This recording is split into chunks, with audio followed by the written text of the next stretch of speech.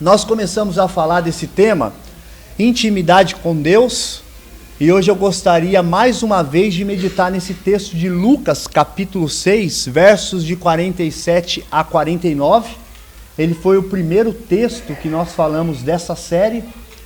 Ele tem algumas aplicações importantes, e eu gostaria de continuar nesse texto, falando aqui sobre esse tema central, a intimidade com Deus. No primeiro nós falamos sobre oração, a importância de interpretar corretamente alguns versículos bíblicos relacionados à oração. A gente viu alguns mitos, alguns versículos interpretados erroneamente. No segundo encontro nós falamos da vida prática de Jesus na oração. Era alguém que tinha uma forma intencional e exclusiva. Jesus era alguém que buscava constantemente o relacionamento com o Pai. E hoje eu gostaria de falar da importância de uma vida devocional com Deus, ter uma vida de devoção a Deus, uma vida diária diante de Deus. E assim, gente, o nosso desafio é hoje, como que eu faço para ter uma vida constante na minha devocional, na minha vida espiritual, nos exercícios espirituais diante de Deus? Antes da gente entrar no nosso tema, vamos orar mais uma vez? Senhor, eu quero te agradecer por essa manhã, ó Pai. Como o Senhor tem sido gracioso, bondoso para conosco, Pai. Como o Senhor tem sido maravilhoso para conosco, Pai. Nos ajuda, Senhor, a ter uma vida de intimidade com o Senhor. Nos ajuda, Pai, a ter uma vida diária de dependência, Pai. Pai, diante das nossas fraquezas, dos nossos pecados, ó Pai, daquilo que afugenta tanto o nosso coração, Senhor, nos ajuda, Senhor, a vencer em Ti, Pai. Nos ajuda, Senhor, a ter um relacionamento nas profundezas com o Senhor, ó Pai. E, Senhor, que o Seu Espírito possa iluminar a Sua palavra nessa manhã, nos ajudar a aplicá-la, Pai, em nossas vidas. É isso que eu te peço, ó Deus, em nome de Jesus. Amém, Jesus. Antes de entrarmos no nosso texto, olha só, gente, eu quero colocar aqui alguns pontos importantes quando o assunto é devocional diária diante de Deus. Quais são esses pontos? O primeiro, eu não sei se você já reparou, mas de Gênesis a Apocalipse, Deus tem um projeto de habitar entre nós. É bonito de ver isso. Por exemplo, o livro de Gênesis, alguns estudiosos gostam de falar que ali é uma espécie de santuário de Deus, de tabernáculo de Deus perfeito. Por quê? Porque ali não existe, por exemplo, no capítulo 1 e no capítulo 2, a existência do pecado. Então Deus pode se relacionar diretamente com o homem. Foi assim que Deus fez desde o início esse projeto com Deus. Ou seja, é um projeto onde Deus quer habitar entre nós. Tanto é que a Bíblia fala que na viração do dia, Deus aparecia lá e ele batia um papo com Adão. Então Deus tem esse projeto de habitar constantemente entre o seu povo. Isso é tão forte, gente, que depois do pecado, quando o povo de Israel, ele está lá no deserto, Deus levanta Moisés, e quando Deus levanta Moisés, Deus então coloca como lei o tabernáculo. O que era o tabernáculo? Era uma grande tenda que tinha lá no Antigo Testamento, com uma divisão, o lugar santo e o lugar santíssimo. E, gente, sabe o que é interessante? Que Moisés entrava naquele tabernáculo, Deus se manifestava naquele tabernáculo, e Deus guiava o seu povo através do tabernáculo. Era Deus habitando no meio do seu povo através do tabernáculo. Só que era tão interessante, gente, que antes de Moisés ou qualquer sacerdote entrar no tabernáculo para falar com Deus, ele tinha que se purificar. Porque agora não é igual ao Éden, agora tem a existência do pecado. E quando ele se purificava, ele conseguia falar com Deus. Era uma espécie de céu na terra. Era como se um pedaço do tabernáculo se transformasse no próprio céu e Deus conseguia se conectar com o homem. E, gente, esse projeto de Deus habitar entre nós acontecia no tabernáculo. Por quê? Porque Deus guiava o seu povo, tanto é que ele dizia assim para o povo no deserto: olhem só, gente, Eu vou colocar aqui uma nuvem, porque estava no deserto, durante o dia. E à noite uma coluna de fogo. Quando a nuvem andar, vocês andam. Quando a coluna de fogo andar, vocês andam. Porque quem vai guiar vocês sou eu. Então essa ideia de ter um encontro diário com Deus, uma devocional diária, é um projeto que Deus tem de Gênesis a Apocalipse. Mais tarde, vai acontecer da mesma forma com o templo. O templo construído por Salomão, ele é uma espécie de tabernáculo, não móvel agora. É um tabernáculo fixo, mas é onde Deus se manifesta e governa o seu povo. Mais tarde, gente, em João capítulo 1, versículo 14, eu gosto desse versículo. A nossa tradução diz que Deus habitou entre nós, falando de Jesus. Mas sabe o que é bonito ali? São segredos do grego. Aquela palavrinha ali não é habitou. Na nossa tradução foi traduzida como habitou. Ali, no lugar de habitou, sabe o que é? Tabernaculou. Não tem como traduzir isso no português. Lembra que Deus guiava o povo no Antigo Testamento através do tabernáculo? Agora sabe o que Deus está dizendo? Que o próprio Deus, através de Cristo, tabernaculou no meio de nós, no meio do seu povo. A máxima revelação de Deus, a expressão exata de Deus, tabernaculou no nosso meio. É por isso que quando Deus se manifesta e fala assim, ó, esse é o meu filho amado, ouça-os, deixe com que ele guie a vida de vocês. E gente, é tão bonito isso, que um segundo ponto, eu não sei se vocês já repararam, eu gosto muito desse versículo que é Efésios 3:11. Efésios 3:11, ele vai falar de um propósito eterno de Deus. Qual é esse propósito eterno de Deus, gente, que Efésios 3:11 fala? De Deus habitar no nosso meio. Efésios, aqueles que conhecem, sabem que Paulo ali está falando do corpo de Cristo, que é a igreja. Ela é uma co-irmã do livro de Colossenses. Colossenses fala da cabeça. Efésios fala do corpo. Ou seja, é o corpo de Cristo habitando entre nós, que é a própria igreja. E esse é o propósito eterno de Deus. Deus está dizendo em Efésios, olha, eu tenho um povo e eu habito no meio desse povo. Tanto é que Efésios vai dizer que a igreja, ela é uma espécie de família para um pai, ou de uma noiva para um noivo, de um Espírito Santo que desce em Pentecostes e habita entre nós.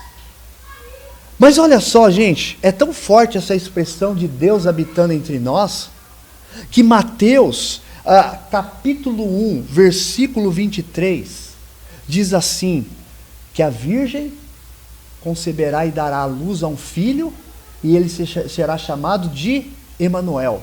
O que significa Emanuel? Deus conosco.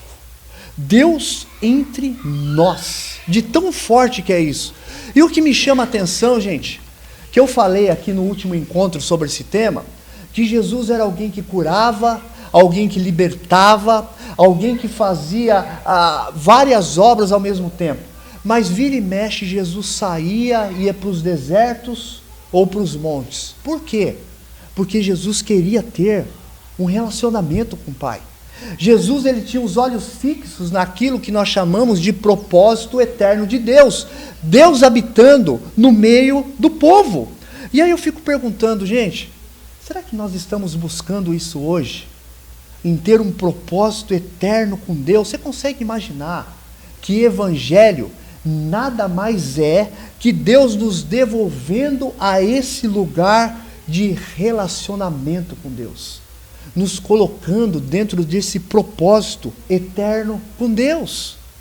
Mas caminhando aqui para o final da nossa introdução, sabe um texto que me chama muito de atenção? É de Marta e Maria. Aquelas duas irmãs de Betânia.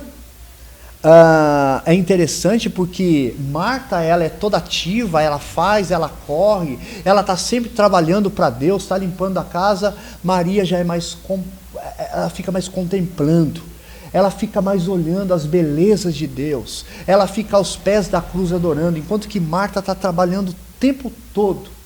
E Jesus olha para Marta e diz assim: Marta, tão atarefada, igual o nosso mundo hoje, tem tanta coisa para a gente fazer, que Marta não consegue perceber que o Deus Criador está dentro da sua casa, que o próprio amor está dentro da sua casa, e ela atarefada, e ela vai reclamar com Jesus, e Jesus fala: Marta, uma coisa ainda lhe falta, Marta.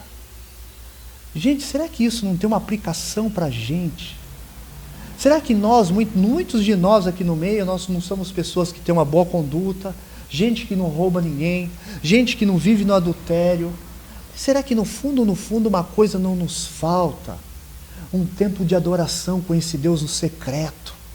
Um tempo de ter ali reservado para ter uma vida de oração e de alcance com esse Deus. Sabe o que me estranha no nosso mundo atual? E vocês conhecem também, o que eu vou falar que não é novidade para vocês. Eu conheço um bom número de gente que sabe tudo de Jesus. Cara, se você sentar e falar para ele: viu, vamos conversar sobre a Bíblia, eu queria saber de alguns detalhes da vida de Jesus, gente, você vai ficar surpreendido com tanta informação sobre Jesus. Mas sabe que às vezes eu noto que essa gente sabe tanto de Jesus, mas essa gente fala muito pouco com ele. Tem uma diferença em conhecer, saber teologia e ter um relacionamento com ele. Deixa eu dar um exemplo para ficar mais claro. Esses dias eu vi um garoto, um jovem, que sabia tudo do Neymar, na Band. E ele sabia tudo do Neymar: primeiro título, primeiro filho, primeira namorada, detalhes da vida do Neymar, que nem o Neymar se lembrava. E foi interessante, gente, que ao desenvolver, tinha alguns familiares do Neymar, inclusive o seu pai, que sempre o acompanha, e o pai do Neymar disse assim: nossa, ele sabe coisas mais do Neymar do que eu mesmo. E o garoto abria aquele sorriso. E no final me chamou a atenção uma frase que o pai do Neymar disse. O pai do Neymar disse assim: só tem um diferencial, ele conhece muito o Neymar, mas ele não tem intimidade com o Neymar. Porque ele nunca entrou dentro da casa do Neymar. Ele nunca falou com o Neymar. Eu não tenho, mas eu tenho intimidade. Eu não tenho tanta informação do Neymar, mas eu tenho intimidade. E infelizmente no nosso mundo religioso hoje, tem um monte de gente que tem muita informação de Jesus. Sabe muito de Jesus, mas não tem intimidade com ele. Não fala com ele. Eu costumo dizer, por causa do nosso mundo hoje tecnológico, do Google, por causa das inteligências artificiais, nós temos muito mais informação do que Jonathan Edwards, do que Spurgeon, do que os homens do passado. Mas nós não temos nem de perto mais intimidade com Deus do que esses homens. E sabe o que me chama a atenção, gente? Que a palavra usada para Marta aqui, que é serviço, prestação de serviço, ela tem a mesma raiz da palavra culto. Então o que Marta faz para Jesus é uma espécie de culto. E sabe o que me assusta? Tem tanta gente por aí hoje que faz tanta coisa dentro de um culto, mas na sua vida diária não tem tempo para esse Deus. Prestam culto, trabalham dentro da igreja, dentro do templo, mas não tem uma vida de relacionamento com esse Deus. E sabe o que me assusta? No final do Sermão do Monte, a Bíblia diz que alguns homens, no dia do juízo, vai chegar para Jesus e vai dizer assim: mas Jesus, nós profetizamos no seu nome, nós fizemos milagre no seu nome, até demônio a gente expulsou no seu nome. E Jesus vai dizer: viu, eu não sei quem são vocês, eu não os conheço. E gente, essa palavra não conheço, não é que Deus não conhece essas pessoas, Ele sabe de todas as coisas, é um conhecer íntimo. É diferente. É um conhecer que aponta para uma eleição. Ele está dizendo: olha, eu não conheço vocês como minhas ovelhas. Porque no Evangelho de João ele fala assim: as minhas ovelhas me conhecem. Eu as chamo pelos nomes, elas me ouvem, elas me seguem. Mas essa gente eu não sei quem são. É gente que não tem intimidade comigo. Diante disso, eu gostaria então de convidá-los, eu vou projetar aqui também, para vocês acompanharem comigo esse texto que eu já li aqui, já meio que fiz ele expositivamente, então a gente vai ver de uma maneira agora mais geral, esse texto de Lucas capítulo 6, versos de 47 a 49.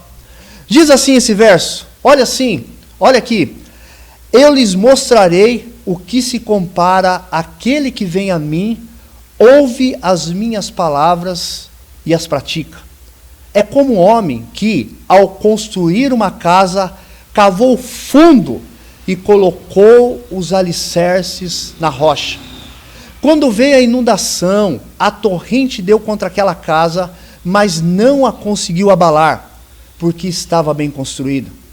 Mas aquele que ouve as minhas palavras e não as pratica, é como um homem que construiu uma casa sobre o chão, sem alicerces. No momento em que a torrente deu contra aquela casa, ela caiu e a sua destruição foi por completa. Preste atenção nesse texto, gente, como ele é interessante. Há um destaque nesse texto para a palavra alicerce. Olha a importância que ele coloca em construir um bom alicerce. Ele fala que um construiu na rocha e outra casa, ela estava sem alicerce. E aqueles que já tiveram experiência com construção aqui, sabem que para fazer uma boa casa com alicerce, vai tempo, não é do dia para a noite. E existem algumas pessoas, gente, fica bem claro aqui que Jesus está fazendo uma comparação com a vida espiritual. Existem algumas pessoas que parece que na vida espiritual ele constrói uma casa sem alicerce. Essas pessoas chegam tão empolgadas com o Evangelho, e vamos fazer, e vai acontecer. Da mesma maneira que elas chegam empolgadas, elas vão também, e elas saem da presença do Evangelho com a mesma rapidez. O que eu estou querendo dizer, gente, que uma casa construída com alicerce, ela vai aos poucos. É uma vida diária de entrega e de intimidade com Deus. E a gente vai melhorando aos poucos, no tempo de Deus. Mas repare uma coisa interessante nesse texto que me chama a atenção. Esse texto também nos mostra que aquele que tem vida de intimidade com Deus, que constrói a sua casa na rocha, também passa por adversidades. Olha o que o texto fala. Que as torrentes, que a inundação deu contra aquela casa. Qual casa? As duas. Esse papo de dizer, eu sou filho de Deus, o problema chega na minha casa e passa por cima de mim, não passa, gente. Passa nada. Passa junto com você, porque você tem um Deus, mas você vai sofrer percas, decepções, você também está no naufrágio de ter uma depressão, de ter uma enfermidade, de passar por problemas financeiros. Da mesma forma, essa ideia que nós somos uma espécie de super-heróis não encontra respaldo na Bíblia. A igreja sempre passou pela tribulação da vida. E esse texto, ele vem, gente, nos afirmar isso. Ele não nos livra. A diferença é que uma casa tem alicerce e outra casa não tem alicerce. Diante disso, eu gostaria de colocar aqui para nós pelo menos 3 pontos da importância de se ter uma vida devocional diária com Deus. 3 pontos, gente. E deixa eu falar uma coisa aqui para vocês, que para mim é extremamente importante. Não ter vida devocional com Deus vai nos levar à morte. Mais cedo ou mais tarde a fraqueza espiritual vai bater e não vai fazer qualquer sentido se a gente tem ou não vida com Ele. Por isso que é importante ter vida devocional com Ele diária. Mas vamos lá.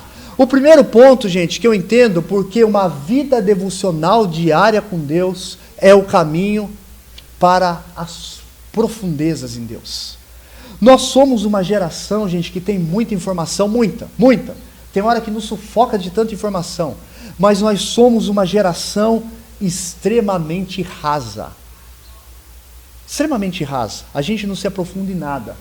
Eu contei para alguns de vocês que eu estava com um jovem no meu serviço e nós tivemos uma experiência lá interessante. Ele começou a me perguntar sobre a Trindade, né, esse Deus triuno, esse Deus que se relaciona em comunidade.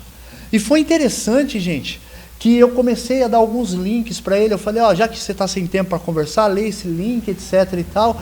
E ele falou que começou a entrar naquele link. Daqui a pouco apareceu ali para ele um link de um namoro cristão. E ele desistiu de estudar sobre a Trindade e ele foi ver sobre namoro cristão. E ele começou ali a ver alguns relacionamentos sobre namoro cristão.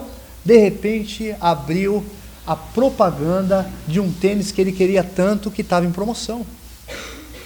E ele comprou o tênis que estava em promoção. E eu perguntei para ele, qual foi a sua experiência ao ler sobre a Trindade? Ele falou, pastor, eu comecei a ler e eu acabei comprando um tênis. E eu não terminei a minha leitura, porque no intervalo apareceu um link de namoro cristão. É uma geração multifuncional. É uma geração que fala com você ouvindo música e mexendo no celular ao mesmo tempo. É por isso, gente, não é o nosso texto, mas eu lembrei aqui que eu gosto da história de Marta e Maria. Marta é toda ativa, Maria, ela contempla. E eu fico pensando no mundo onde mulher não tinha muita vez. O texto de Marta e Maria, não é o nosso texto hoje, mas me veio à mente, eu quero comentar com vocês, dá a impressão que Maria fez assim para aqueles homens.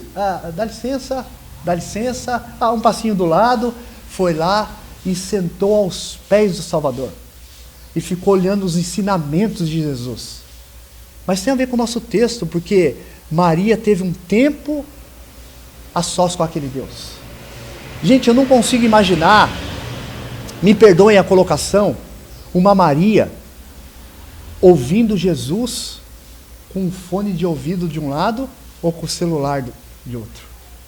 A impressão que eu tenho, a imagem, que é alguém que tira o fone, deixa o celular do lado, senta aos pés do mestre e contempla cada palavra do mestre, e aquilo vai aquecendo o seu coração. A ponto de Jesus olhar e falar, Marta, uma coisa te falta. Você é uma pessoa justa, você é uma pessoa que presta serviço para Deus, você precisa contemplar que o Salvador, que o Deus Criador está na sala da sua casa. Nós precisamos ter essa percepção. Gente, então, olha só, voltando para o nosso texto, nós precisamos, porque ela nos leva nas profundezas com Deus, ela nos tira, gente, da superfície. Nós precisamos ter esse tempo diário com Deus na palavra e de oração e confrontar, gente, com a nossa vida. Aonde que eu preciso melhorar? Sabe o que isso faz? Isso vai criando um alicerce cada vez mais fundo na nossa vida.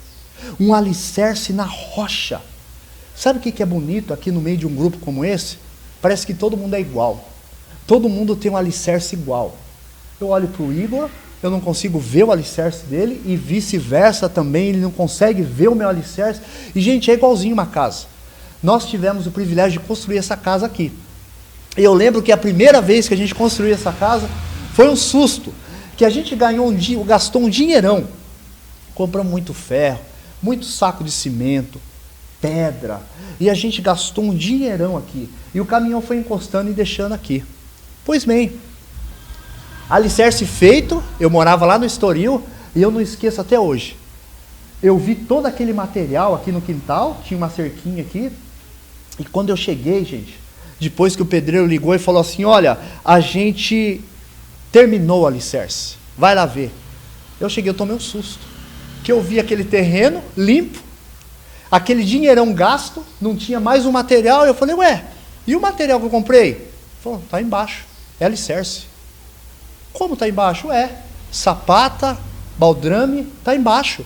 Todo esse dinheiro que você investiu está embaixo, você não consegue ver.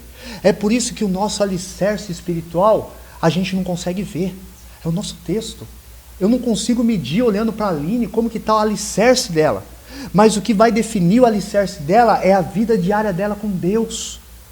Por mais que eu fale assim, gente, eu vou ali num trabalho que vai ter numa igreja, numa conferência, eu vou orar no monte, eu vou orar em tal... Gente, tudo isso pode ser bom, mas o que define o meu alicerce na rocha é a minha vida diária com Ele. Sabe quando que a gente consegue notar isso? Segundo o nosso texto? Quando as inundações da vida vêm, quando as torrentes de água começam a bater, Quando a provação surge diante da vida do Rony, aí eu consigo olhar e falar assim, rapaz, sabe por que ele está suportando isso aí? Porque o alicerce na rocha está firme. Mas se ele construiu a vida cristã dele sem alicerce, na primeira vez que esse vendaval bater, esse cara pula fora. Não, isso aqui não é para mim não. Está cheio de casos assim, gente. O livro de Hebreus, por exemplo, foi escrito alertando aqueles cristãos a não voltarem à antiga vida, a não recuarem para a antiga vida. Como é que está o nosso alicerce hoje? Mas um segundo ponto, gente, além de nos tirar ali da superfície, nos levar da profundeza com Deus, é para o nosso amadurecimento espiritual. Você já parou para pensar que uma vida diária em devocional com Deus vai levar ao seu amadurecimento espiritual? Como é que você lida com as crises? Como é que você lida com as crises que você tem com outras pessoas ao seu redor? No seu serviço, na escola. Eu estava conversando com a minha filha e com a Sária, lá no clube onde elas estão, cheio de menina, a flor da pele, fofoca, isso e aquilo que é normal. Como que se lida com isso aí? Gente, você só consegue lidar bem com relacionamento com outras pessoas quando você tem uma vida diária com Deus. Isso vai te levar ao amadurecimento espiritual. Isso é extremamente forte, gente. Extremamente forte. Quando você não tem uma vida diária com Deus, você fala assim, ah não, é a lei de talião. Pagou com uma moeda, eu vou devolver na mesma moeda. Você já parou para pensar que Deus não coloca ao seu redor gente que você ama e que você gosta? Deus coloca ao seu redor gente para fazer com que a gente cresça. Gente que nos tira do sério. Gente que mexe com a nossa paciência. E sabe o que Deus está fazendo? Trabalhando no nosso amadurecimento. Deus está nos dando a oportunidade. Olha, qualquer casal muitas vezes reclama do seu cônjuge. Hoje eu consigo olhar para a Lília, minha esposa, e falar assim, Deus, eu agradeço pelos defeitos que a Lília tem e vice-versa. Porque eu tenho crescido com os defeitos que a Lília tem e a Lília tem crescido por aturar os defeitos que eu tenho. Mas isso só é possível, gente, se a gente tiver uma vida diária de oração com Ele. Eu fico olhando para o apóstolo Paulo. Ele escreve 4 cartas da cadeia, Efésios, Filipenses, Colossenses e Filemão, e 2 Timóteo. E, gente, é assustador. Esse homem está preso pelo Império Romano, injustamente acusado na sua primeira prisão pelos judeus. E, gente, esse homem tem uma vida de tanta intimidade com Deus, que ele não se chama de prisioneiro de César. Sabe como que ele se intitula? Prisioneiro de Cristo. Ele entende que quem colocou ele na cadeia ali, porque Deus tinha um propósito, foi o próprio Cristo. E que o próprio Cristo pode tirá-lo daquela cadeia a hora que ele quiser. Você consegue imaginar um homem preso? Sabe qual que é o título, por exemplo, se eu fosse colocar um título na carta de Filipenses? Alegrai-vos no Senhor, alegrai-vos. É um homem preso, que manda carta para os seus discípulos dizendo assim, sabe o que eu quero que vocês façam? Alegrem-se no Senhor, porque Ele é bom. Não vai orar para sair da cadeia? Não. Eu vou orar para que vocês conheçam melhor. Sabe por quê, gente? Porque o coração dele está transbordando de alegria. Mas o contrário é verdade. Aqueles que não têm uma vida diária, devocional, no secreto com Deus, resmunga de qualquer coisa. Briga com a esposa, briga com o marido, briga com aqueles que trabalham com ele, devolve na mesma moeda porque não consegue ver as mãos poderosas desse Deus. Gente que tem um ânimo dobre. Gente que é morna. E é interessante que o livro de Apocalipse, Deus diz assim, que bom fosse se vocês fossem quente ou fria. Mas vocês são mornos. E sabe o que eu estou com vontade de fazer? Eu estou a ponto de vomitar vocês. Gente, eu não consigo imaginar alguém que Deus está a ponto de vomitar, morar na glória com Ele. Não tem sentido. Não tem sentido. E o último ponto, gente, para mim, é o caminho para vencer a nossa natureza pecaminosa. Quando a gente vem para o Evangelho, aqueles pecados grotescos, como mentira, roubo, qualquer outra coisa que seja gritante, a gente deixa rapidinho. Mas tem um tipo de pecado que eu gosto de chamar de pecado de estimação. A gente acostuma com esse tipo de pecado, a gente fala, cara, é tanto tempo fazendo isso, ninguém está vendo, é só interno. Gente, só tem um jeito de vencer pecados de estimação. É uma vida de devocional diária com Ele. Você consegue vencer os seus pecados de estimação. Você já parou para pensar que a gente vibra muitas vezes, alguns fazem até um churrasco, uma festa, quando a gente conquista um bem material? Você já parou para pensar como seria bom se nós vibrássemos quando a gente consegue vencer um pecado de estimação? Só que tem um problema, gente. Esses pecados de estimação, só Cristo consegue vencer. Não tem nada o que a gente possa fazer para vencer esses pecados de estimação se não for em Cristo. Eu lembro que certa vez eu conversei isso com um amigo, e ele me disse assim, Anderson, mas pare e pensa um pouquinho. Se não tem nada o que a gente possa fazer para vencer esses pecados de estimação em só Cristo, por que eu vou praticar a minha devoção diária ou as minhas atividades espirituais se eu não posso vencê-los? E preste atenção, por favor, no que eu vou falar para vocês aqui, para mim não ficar mal entendido nessa. Gente, de fato, as nossas atividades diárias, até espirituais, não conseguem vencer os nossos pecados de estimação. Preste atenção nisso, por favor. Mas as nossas atividades diárias conseguem nos levar àquele que consegue vencer os nossos pecados de estimação. O que eu estou falando, gente, por favor, não adorem o meio, adorem o fim, que é Cristo. Tem uma diferença muito grande nisso. E a gente vai ver essa diferença como ela é grande e ela é gritante, porque quando você consegue atingir o fim, que é Cristo, você passa a viver diferente. Eu costumo dizer que se passar um rabo de saia e eu olhar, esse é o Anderson. Mas se eu não olhar, é Cristo em mim. Tem uma diferença. É alguém que está com a vida conectada em Cristo. Diante disso, gente, rapidamente para a gente caminhar para o final, deixa eu mostrar para vocês 4 perigos. E eu vou voltar a falar disso aqui, desse terceiro ponto, de uma vida devocional diária. 4 perigos, rapidinho, ok? O primeiro deles é porque, gente, o resultado ele é invisível.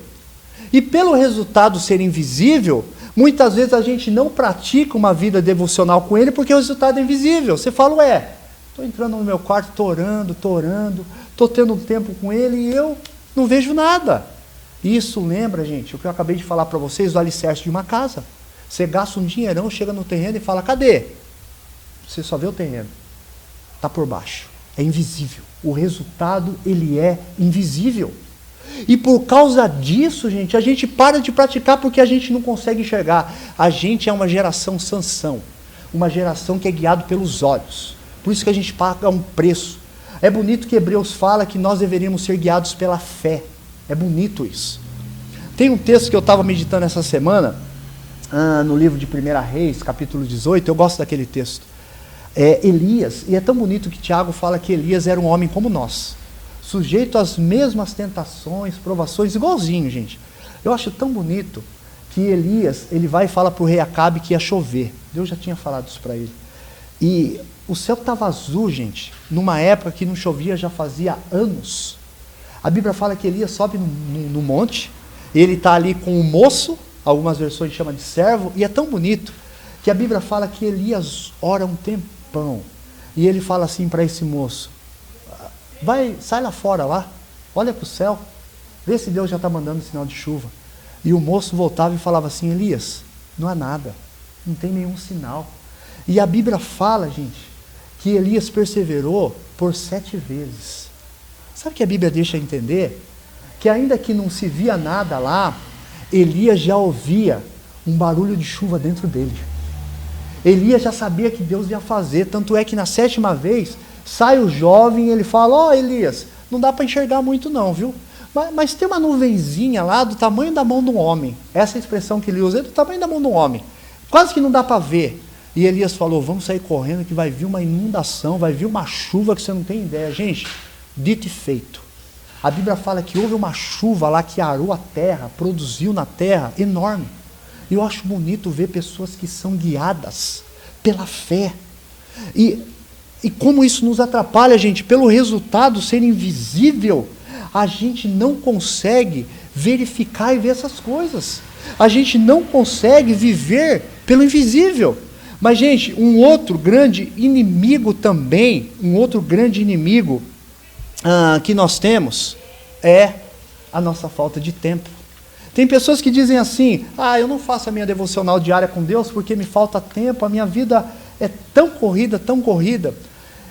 Eu gosto muito do que um teólogo americano chamado John Piper, ele diz. Ele fala assim, gente, eu não tenho dúvida nenhuma, que no dia do juízo, no dia diante daquele Deus, as redes sociais vão se levantar contra nós, para aqueles que olharem e falarem assim, eu não tenho tempo para Deus.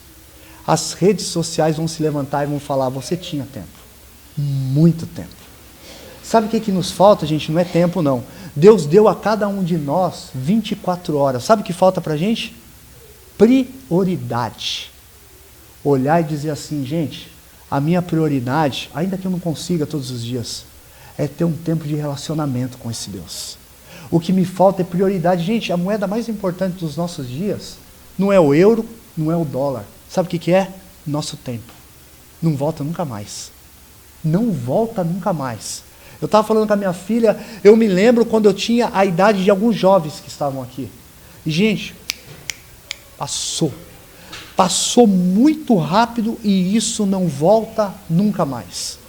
Mas um terceiro, gente, inimigo aqui, que algumas pessoas dizem eu não sei como ou o que fazer nesse tempo que eu vou separar com Deus. Eu gosto de ser didático e prático. Como que eu faço o meu tempo? Cada um tem um jeito, gente. Não existe um modelo que a Bíblia fala, tem que ser assim. Tem gente que gosta de colocar um louvorzinho no começo, para o coração dar uma acalmada. Eu geralmente tento fazer o meu tempo com Deus cedinho. Eu chamo a Andressa e a Lília para se arrumarem, desço aqui embaixo, e o que eu faço? Simples, de uma forma extremamente simples. Tenho um tempo a sós com Deus, eu começo fazendo uma oração de agradecimento pela boa noite de sono, pelo alimento, pela família, por tudo que Deus tem feito ao meu redor. Tenho um tempo de oração com Ele. E depois eu estou, por exemplo, meditando, terminei o livro de Números, agora eu estou entrando em Deuteronômio. Eu tenho um tempo de leitura na simplicidade, gente. E eu começo a olhar para esse versículo e falar assim, que eu posso aplicar isso na minha vida? O que Deus está me falando aqui?